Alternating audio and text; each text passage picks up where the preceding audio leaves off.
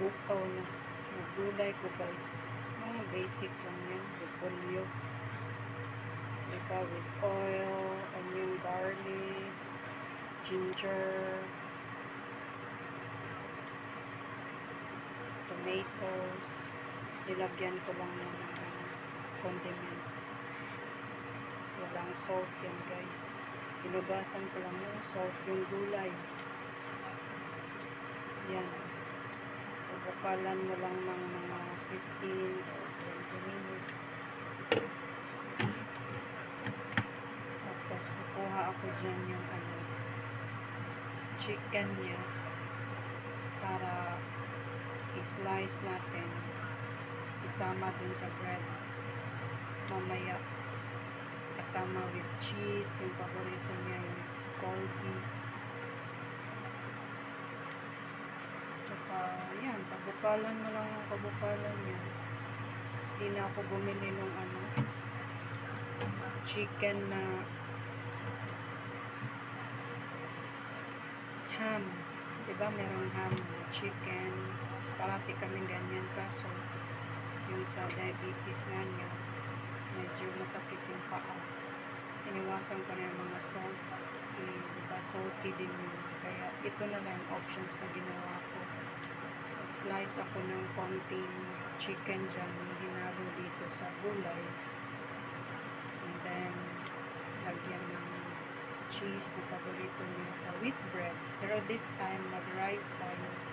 Mamayang hapon na yung wheat bread niya. Tapos, i-ano natin sa bread toaster. Yung tama-tama lang, hindi matigas. Yun lang guys, i-flex ko lang. Kinakat na natin ng maliit. Ihalo natin itong cheese. Ano ko na lang para maging maliit yung cheese. Tsaka ito yung kinakat ko lang. Yun kasi yung mahilig sa cheese. Parating na sa bago. Tapos lagay ko lang dyan sa chili. Tapos ito yung corned beef. Paborito na. Flex ko lang. Tapos ito yung whole wheat bread. Tapos pwede mo rin siyang kainin diretso. Pwede mo rin lagay dun sa bread toaster. Pero this time mag-rice kami. Once a day lang yung rice namin. Salamat! Thank you! Kaysa naman